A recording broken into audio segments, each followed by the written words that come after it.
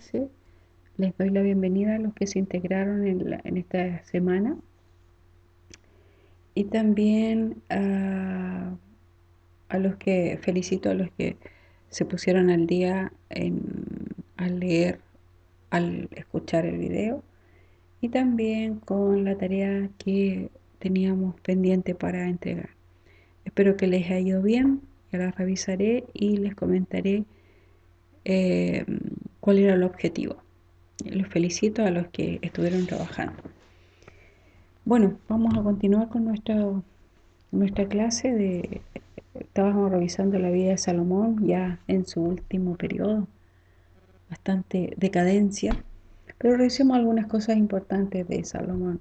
Por ejemplo, lo del templo, donde hay toda una dedicación, hay toda una intencionalidad de poder cumplir lo que en cierta medida su padre David quería realizar.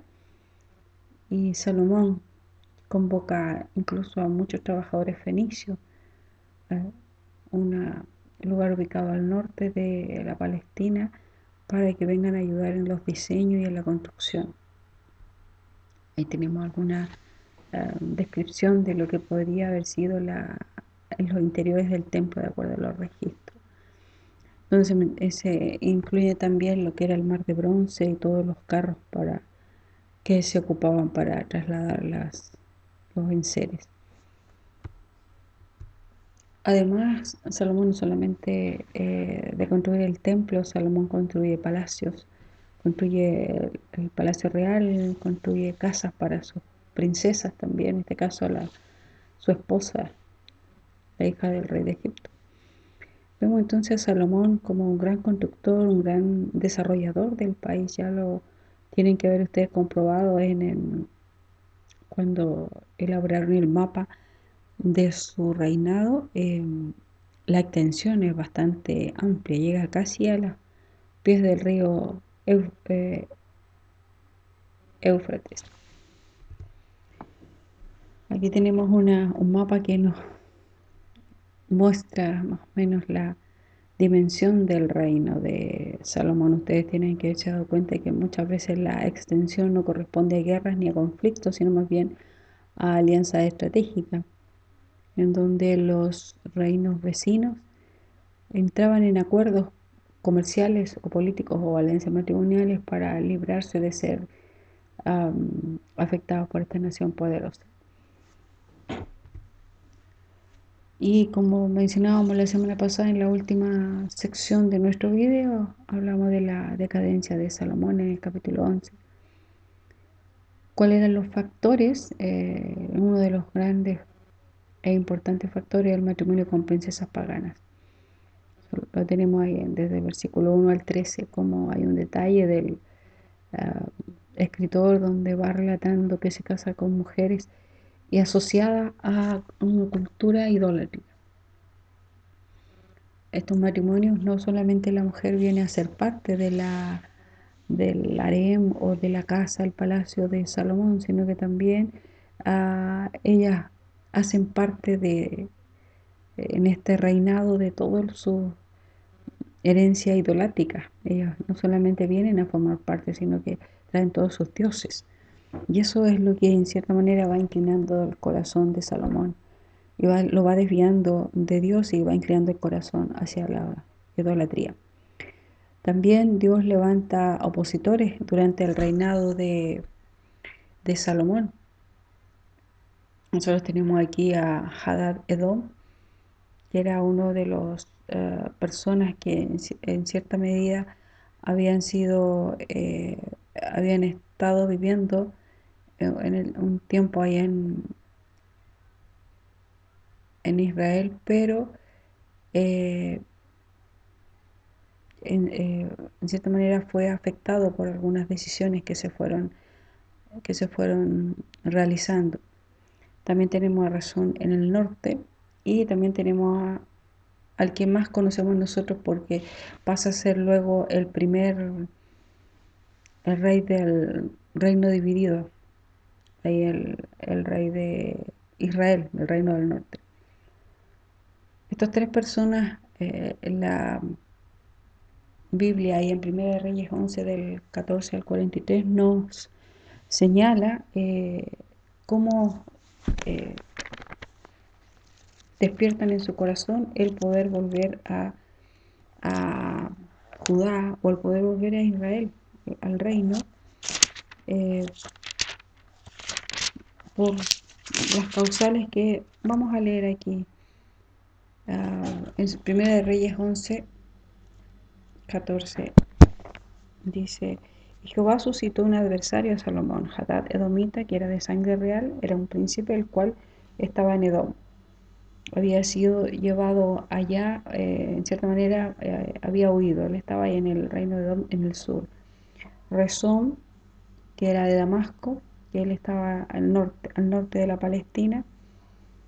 Eso lo encontramos ahí en el versículo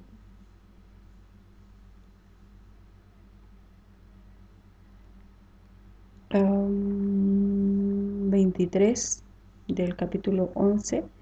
Y luego tenemos a Jeroboam del versículo 26 hacia adelante. Estos personajes en cierta medida habían sufrido a causa del reino de David por, o después con el reino de Salomón habían huido, y ahora ya después de todo este tiempo en que ya está en decadencia la nación por causa de la falta de espiritualidad de Salomón, Dios los levanta para poder volver, y comienzan a desarrollar toda una oposición a Salomón. Además de esto, Dios levanta o envía al profeta Ahías para investir a Jeroboam. Luego de haber amonestado al rey, Ahías se concentra en Jeroboam para indicarle lo que Dios tiene presupuestado, que le va a quitar el reino a Salomón. Solamente le va a dejar dos tribus, en realidad se incluye hasta Benjamín, y las otras 10 tribus van a quedar para Jeroboam. Es interesante cuando uno lee eh, cómo lo amonesta y cómo le habla el profeta Ahías a Jeroboam, porque nos recuerda un poco sobre el pacto davídico, porque le habla de cómo si él tiene temor de Dios en su corazón, si él tiene una actitud correcta de, hacia Dios, Dios también a él le va a edificar una casa firme.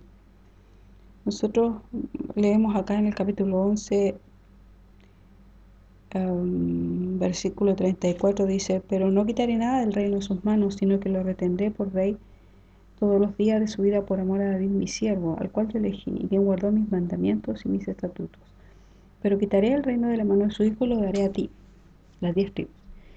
Y a su hijo daré una tribu para que mi siervo David tenga lámpara todos los días.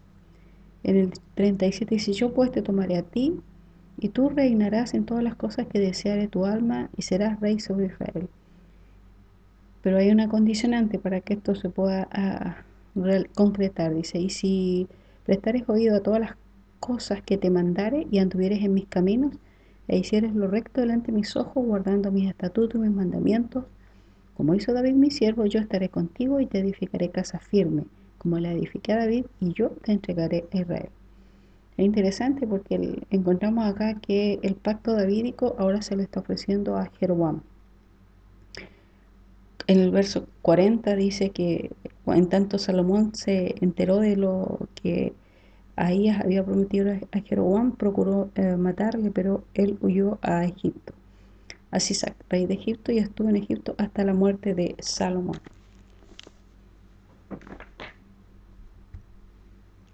Si consideramos cuáles son las causas de la división que se produce finalmente, esta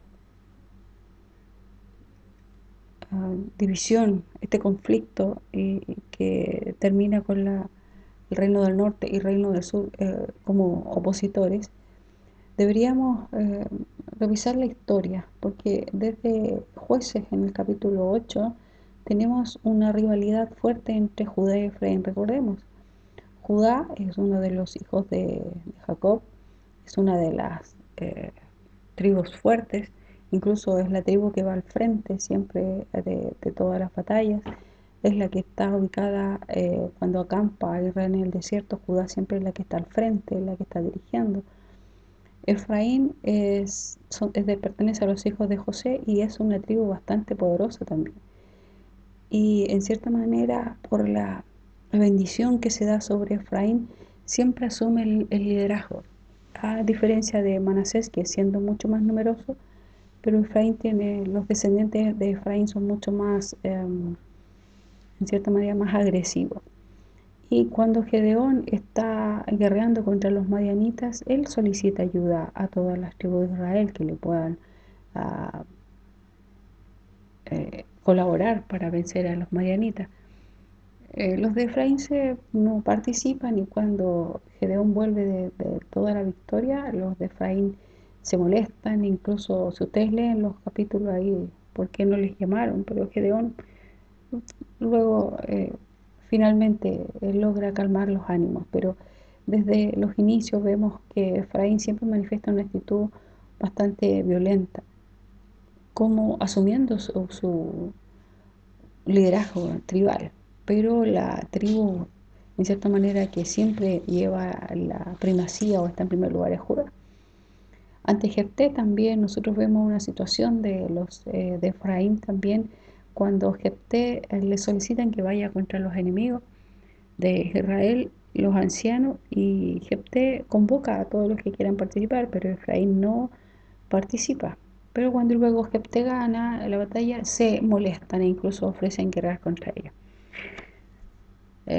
Finalmente todo queda en nada, pero podemos ver que en la historia nos va mencionando cómo esta división ya estaba, la génesis de esta división ya estaba incubada en el pueblo de Israel.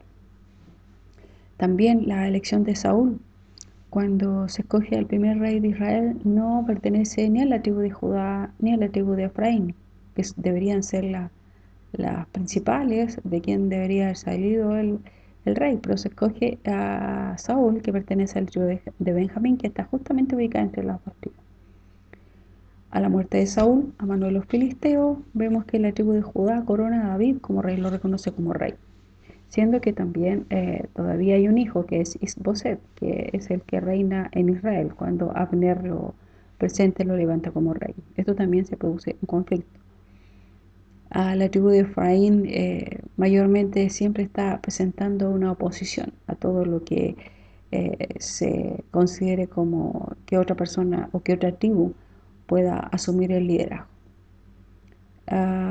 Otra de las causas de la división se puede mencionar, lo indicábamos la semana pasada, la política de contratación de mano de obra para la construcción y el pago de impuestos elevados que impuso a toda la nación.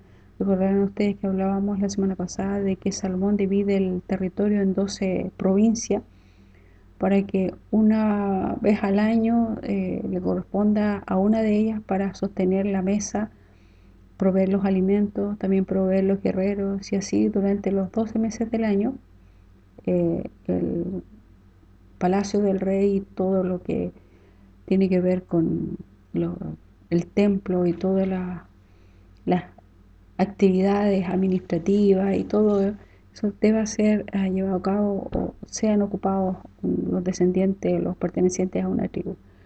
Pero deja fuera de esta obligación, especialmente de los impuestos y de proveer a la tribu de Judá. Eso también provoca una situación de descontento, porque es una discriminación en favor de una tribu y en desmedro de el restante tribu. Hablábamos también la semana pasada sobre la debilidad espiritual del rey Salomón. No solamente está el matrimonio con las mujeres que pertenecen a otras naciones y marcadamente idólatras, sino que construye templos paganos. Y no solamente construye los templos para que ellas puedan adorar, sino que también él también las acompaña para poder elevar ofrendas o sacrificios tanto a Astoret, a Quemos o a Moloch. Primera Reyes 11 del 9 al 11 menciona, dice que el cisma del reino fue consecuencia directa de la idolatría de Salomón. Ese fue el debilitamiento progresivo. En tanto el rey, vemos aquí como la figura del rey Salomón, en tanto él se alejaba de Dios, la nación también se iba alejando de Dios y iba sufriendo las consecuencias que finalmente desencadenaron en una división violenta.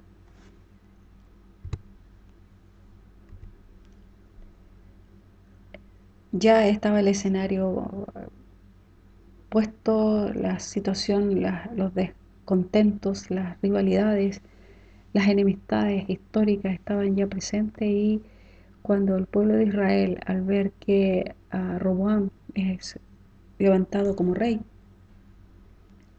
sobre Israel, vienen con Roboam a presentar una solicitud, porque ya estaban bastante agotados de mismos recursos, porque el mantener un palacio con tantas personas, se dice que hasta a veces en la mesa de Salomón habían 3000 personas, proveer para ellos, participar en las actividades, los trabajos ya estaban agotados, y vienen a solicitar una cierta baja en todos estos compromisos, un cierto descanso para que fueran aliviados de los pesados impuestos y de la carga de los trabajos forzados. Sin embargo, la historia que nosotros leemos ahí en del capítulo 12 del 1 al 24 nos muestra que Roboam, al no haberse criado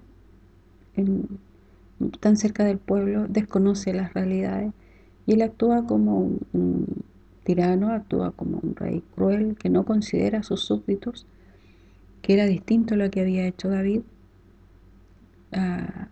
pero que ya Roboam había visto en Salomón otra actitud, por eso él está actuando de esta manera, muy insensatamente. No se compadeció del pueblo, más bien fue egoísta. Y ante la demanda de los ancianos, Roboam consultó con los consejeros primero de más edad, que ellos igual le recomendaron aligerar la carga y ser un poco más comprensivo, que los escuchara al pueblo. Pero cuando le preguntó a los jóvenes, a los que se habían criado con él, la actitud de ellos fueron totalmente distintas, sino que le exigieron un poco más, que él era el rey y ahora tenían que obedecer. Esto ya provocó una situación muy, muy complicada, y que en esa oportunidad nosotros leemos que los de Israel dijeron que no tenían parte con la casa de David, así que se fueron a sus ciudades, y Roboam quedó solo con el apoyo de Judá y de la tribu de Benjamín.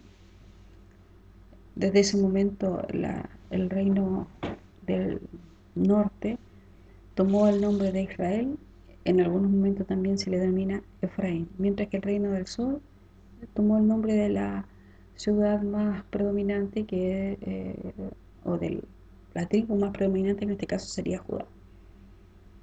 Luego de eso también tenemos la división religiosa, porque no solamente tenemos la división política, aunque todavía no hay una frontera que los divida, solamente la frontera de las tribus, fronteras naturales o por las dimensiones territoriales, pero luego tenemos un conflicto religioso, porque hay una división también. Jeroboam, al ser establecido y reconocido como rey sobre el reino del norte, y previendo que eh, algunos quisieran pasarse del reino del norte a Judá, porque allá está el templo de Jerusalén, ahí está el lugar donde había reinado David, es la ciudad de Dios. Toma decisiones bastante erradas, porque si leemos la escritura, habían sacerdotes, habían personas que se estaban pasando del reino del norte hacia el sur. ¿Qué es lo que establece Jeroboam? eh, decide levantar barreras religiosas por el temor de que cuando bajaran a Jerusalén pudieran querer establecerse en ese lugar y abandonar las ciudades del reino del norte.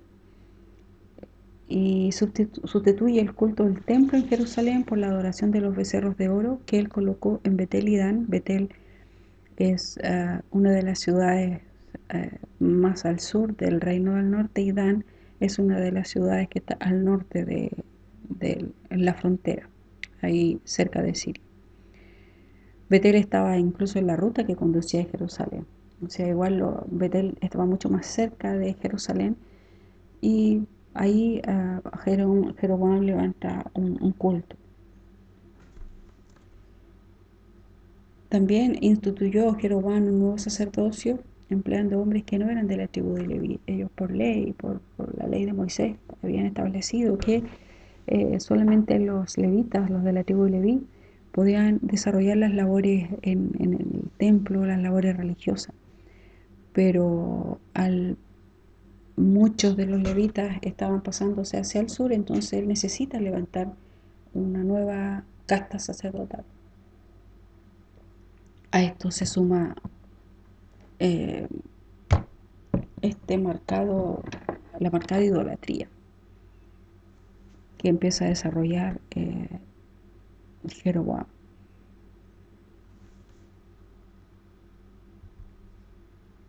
Consideremos ahora, ya se estableció el reino del norte, el reino del sur.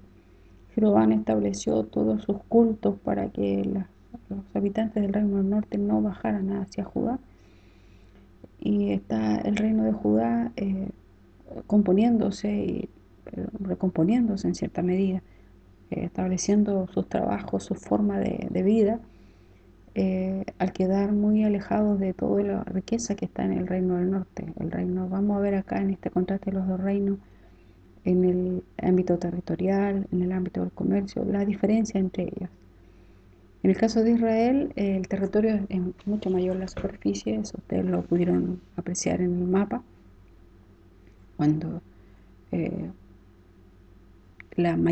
casi las terceras partes del territorio que corresponden desde Efraín hacia arriba, pertenecen al reino de Israel. En cambio, Judá es una menor superficie y tiene bastante eh, elevaciones, no es un sitio plano, no tiene mucha pradera. El territorio de Israel tiene salida al mar, todo el borde costero. En cambio, Judá no tiene litoral costero, no tiene acceso al mar. En el caso de Israel, el control de una parte del trazado de las dos principales vías de comunicación, el camino del mar y el camino del rey, pasan justamente por su territorio. En el caso de Judá no tenían vías importantes de comercio, excepto las que cruzaban el Negev del Mediterráneo, el golfo de Acaba, eh, que en cierta medida le permitían tener acceso a algún comercio, pero no el más importante. En el caso de Israel, limitaba con pueblos muy activos culturalmente. Tiene en el norte a Fenicia, a Aram, Damasco, o que en algún momento se le denomina más adelante Siria. En cambio, Judá limita con el Mar Muerto, con zonas desérticas, barrera natural, y con pueblos nómades, excepto la costa filistea.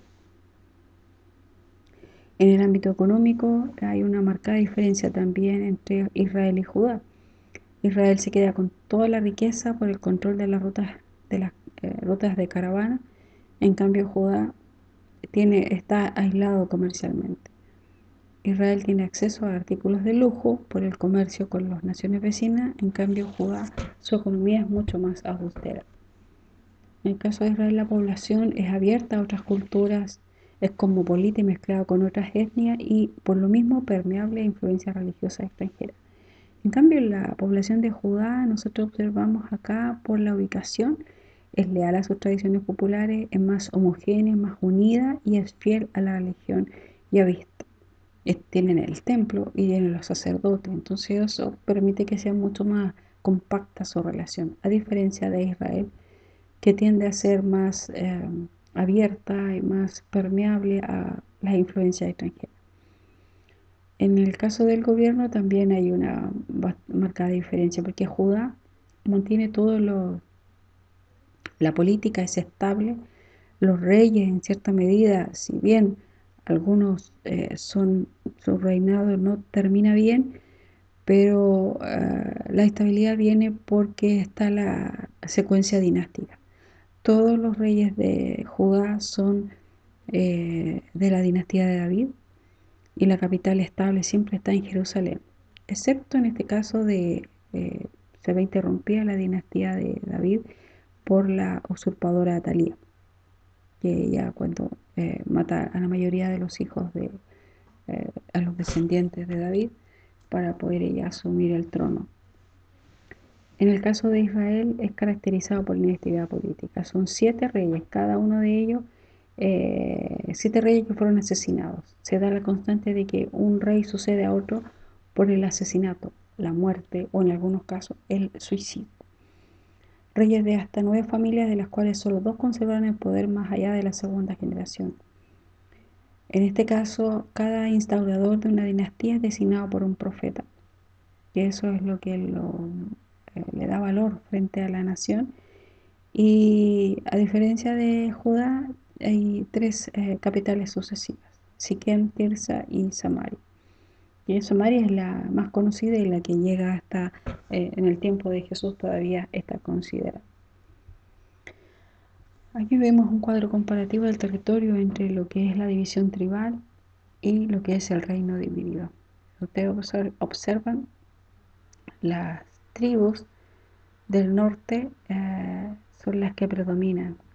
Ahí vemos la presencia de la mayor cantidad de las tribus ocupando el territorio de lo que pertenece al reino del norte. Y vemos a Judá, como lo mencionábamos anteriormente, que si bien está Judá y eh, Simeón, pero Simeón es absorbido por Judá, y Benjamín, que es donde está la capital Jerusalén, pasa casi limítrofe con Judá, pasa también a formar parte y queda entonces el territorio de Judá con Jerusalén como capital y el territorio de Israel con Samaria como capital. Y si ustedes fijan, Samaria igual está como equidistante de todas las tribus. ¿Cómo fueron las relaciones entre los dos reinos? Vamos a ver cuando desarrollamos el tema de los reyes y los profetas. Hostilidad mutua. Los reyes de Judá trataron de tomar la autoridad sobre las 10 tribus del reino del norte. Normalmente tuvieron esta actitud. Fueron 60 años de guerra continua. Sin embargo, cuando se vienen amenazados con un enemigo en común, buscan alianza. Siria amenazó a los dos reinos. El rey Acab del norte formalizó una alianza con Josafat al sur a través de un matrimonio para presentar un frente unido contra los sirios. Cada vez que se veían enfrentados a un enemigo en común, buscaban alianza, y en este caso sería una alianza matrimonial. Luego venía un nuevo periodo de hostilidad mutua, por ejemplo, cuando Jehú subió al trono del reino del norte, eliminó toda la descendencia del rey de Acab, que había sido prometida, y se le había dicho que él iba a ser el justiciero para defender y hacer pagar el pecado de la casa de Acab. Y de esta manera rompió la alianza entre los dos reinos. El reino del norte cayó en una profunda idolatría. Los profetas denunciaron esta conducta y pidieron que se volvieran a Dios. Sin embargo, nosotros vemos que finalmente en el año 722 Israel fue invadido por los asirios y la mayoría de sus habitantes fueron deportados al exilio. Los que se quedaron fueron mezclados con las personas que trajeron los asirios de otras naciones. El reino del sur queda solo por aproximadamente unos 150 años, y durante ese lapso Asiria, Egipto y finalmente los babilonios trataron de conquistar Judá.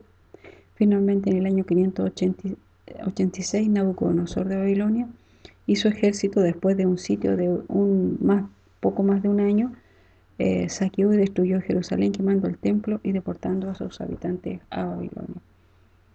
Las relaciones entre los dos reinos no son de las mejores.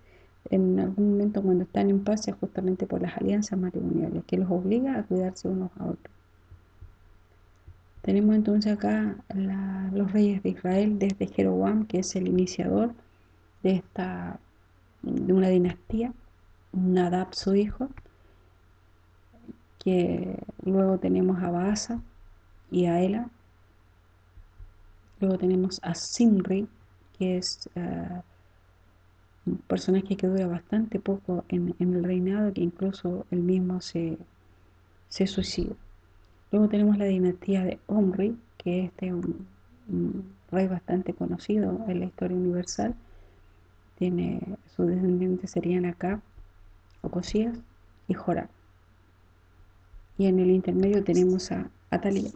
Atalía es la usurpadora, es la que trata de eliminar a toda la dinastía, pero Ocosías quedó vivo y permite que vuelva a establecerse la dinastía.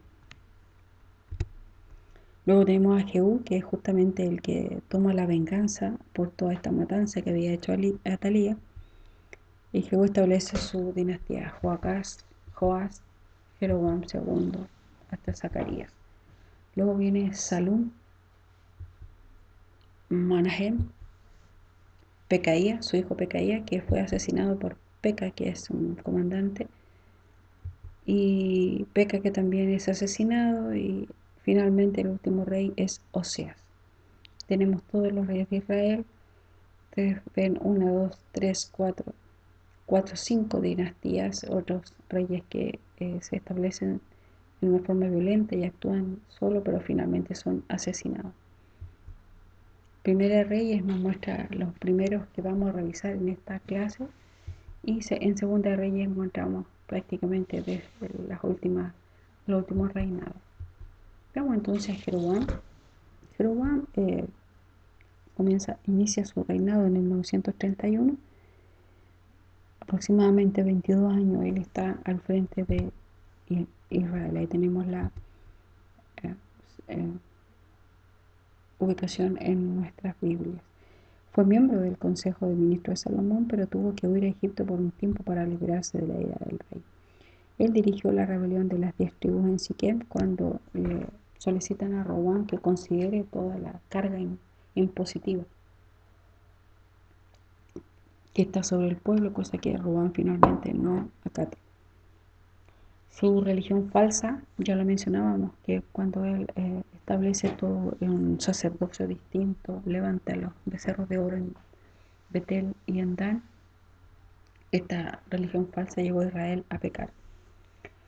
El altar que él había levantado fue destruido, su brazo quedó paralizado en un momento determinado cuando el profeta viene a demandar de él la obediencia y a reconvenirlo por la desobediencia que él ha tenido en relación a lo que Dios le había prometido. Se enfurece, pero el altar que él había levantado es destruido, queda paralizado, su hijo murió, todo a consecuencia de su pecado. Y finalmente fue derrotado en la guerra que tuvo con Abiam, el segundo rey del reino del sur. Ya vemos aquí en los primeros años siempre hay conflicto entre el reino de Israel y el reino de Judá. A pesar de toda la advertencia profética, las señales del profeta anónimo y la repentina muerte de su hijo, Jeroboam siguió practicando la idolatría. Se describe a Jeroboam en Primera de Reyes 14 y 16 como pecó y ha hecho pecar a Israel. Eso es lamentable. Estamos en un tiempo en que, de acuerdo a la conducta del rey, va a ser el pueblo. Y esta no es la mejor. Incluso se toma hacia adelante y cada vez que un rey actúa de una forma pecaminosa, se dice que anduvo en los caminos de Jeroboam. Y finalmente sufre una enfermedad de parte de Dios y muere. Nadab, hijo de Jeroboam, solamente reinó 2 años. Su historia la tenemos en 1 Reyes 15, 25 al 28. Fue asesinado por un rebelde llamado Baasa, quien eliminó y exterminó a toda la casa de Jeroboam, conforme a lo que había anunciado el profeta Ahías. Luego tenemos a Baasa, que asciende al poder. 24 años estuvo al frente del reinado, pero continuó con el mismo mal proceder de sus antepasados, el mismo proceder de Jeroboam. Pasó por alto la terrible profecía que se le había dado. Hubo guerra entre Judá e Israel durante todo el reino de Baasa. Tuvo guerra con Asa, el tercer rey del sur, y edificó un muro para cortar el comercio con Jerusalén. Levantó una fortaleza, una pared, para evitar que los israelitas pudieran bajar hacia Jerusalén por causa del comercio. Fue predicho que su simiente sufriría el mismo castigo que Jeroboam. Se anunció que él sufriría, a menos que se arrepintiera, él iba a sufrir de la misma manera que había sufrido la descendencia de Jeroboam. Ela, su hijo, duró solamente 2 años aproximadamente y fue asesinado por Zimri, un siervo suyo que se sublevó y lo mató mientras Ela estaba borracho. Una conducta bastante vergonzosa para un rey que estaba al frente de una nación. Zimri también mató a toda su familia y de esa manera terminó con la dinastía de Baasa. Ellos están actuando de acuerdo a cómo normalmente actúan en la Mesopotamia. Cuando un príncipe asciende al trono, procura en lo posible matar a todos aquellos que podrían en cierta manera quitarle su reinado, quitarle el derecho al trono. Están actuando prácticamente como cualquier nación pagana. Se han olvidado que son pueblo de Dios. Luego tenemos a Zimri, este personaje que dura solamente 7 días. Este siervo que tomó la vida de Ela fue el único de esta dinastía y que solo duró 7 días. Pero cuando Ela toma el poder, no está el ejército en la ciudad, así que le es fácil. No está en la capital, por lo cual le es fácil a él tomar el poder. Pero hombre, que era el capitán de ejército, no, como no está en la ciudad, y normalmente se esperaba que el capitán o las autoridades principales estuvieran de parte del que está gobernando o del que está ascendiendo al trono, pero hombre no está. Y cuando le llega la noticia a hombre que lo que ha hecho Zimri y que ha acabado con la dinastía y ha matado a Ela, vuelve a la ciudad y Zimri, para evitar que ser asesinado, él se encierra en el palacio y le prende fuego. Y eso permite que al llegar a la ciudad todas las tropas escogieran como rey a hombre, este capitán de ejército, que estuvo 12 años reinando. Este puso sitio a Tirsa, que era la capital de Israel en ese tiempo. No, si bien hombre no fue reconocido como rey por todo Israel, pero porque había otro personaje que se llamaba Tibni, eso lo tenemos ahí mencionado en el libro de Reyes. Después de 4 años de guerra civil, finalmente fue escogido como el rey de todo Israel. Se le reconoce como uno de los reyes más poderosos y fundador de la dinastía más notable del reino norteño, que duró 4 generaciones. Sin embargo, tiene poca importancia escritural porque, como ya lo mencionábamos, solamente 8 versículos se mencionan con él, pero él inicia una dinastía de la cual nosotros conocemos a Acab, que tiene una historia muy importante en el reino del norte por las relaciones que establece con el reino del sur y también con las naciones vecinas.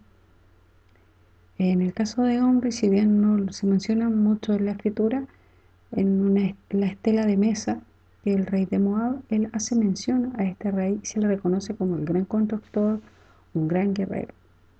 Tenía mucho prestigio en las otras naciones. Incluso la tierra del reino del norte se llegó a ser conocida como la tierra de Omri. Estableció Samaria, cambió la capital, la puso en una forma equidistante a todas las tribus, estableció sobre una elevación de terreno y la convirtió en la ciudad mayor fortificada de todo Israel. De ahí en adelante, Samaria va a ser la capital del Reino del Norte. Estableció con éxito una favorable política exterior, porque sojuzgó a los moabitas, obteniendo de ellos tributos que lo enriquecieron. Eso lo hace mención la Estela de Mesa. Sostuvo relaciones amistosas con los fenicios, que ellos son la nación que está al norte, porque logró que su hijo Acab se casara con Jezabel, la hija del rey de los Sidonios.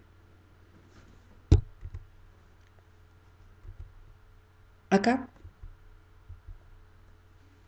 que reinó 22 años, y este personaje, este rey, lo conocemos bastante por la relación que tiene con Eliseo.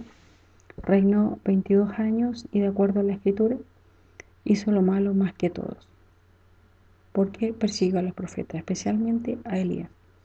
Se casó con Jezabel, que era de Fenicia, ya lo mencionábamos antes. Y este matrimonio con Jezabel es interesante porque ella, al venir a contraer matrimonio, contraer nupcias con Acab, no solamente trae sus acompañantes, las personas para atenderle, sino que también trae el culto a Baal, el culto a Aseret, el culto idolátrico. Era una sacerdotisa de Baal y de Asera.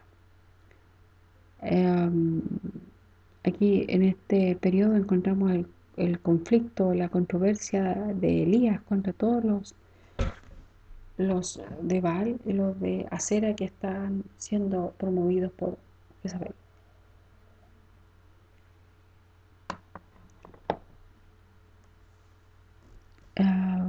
Acab, toda esta actitud que está teniendo idolátrica y subyugado bajo la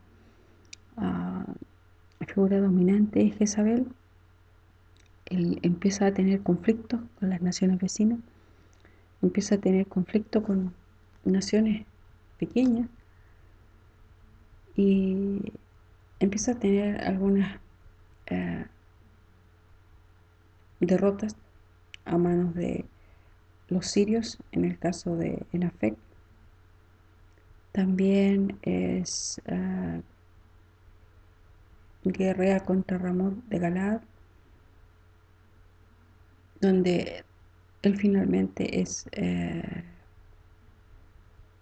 se presenta en la batalla. Le pide, cuando el rey Josafat de Judá le pide, quiere acompañarlo en la batalla, él le pide al rey de Josafat que vaya disfrazado. Eso lo tenemos en la lectura, y él pretende ir vestido como un común y corriente para que no lo ataquen, porque en cierta manera, si logran matar al rey o al capitán, los ejércitos fácilmente se rinden.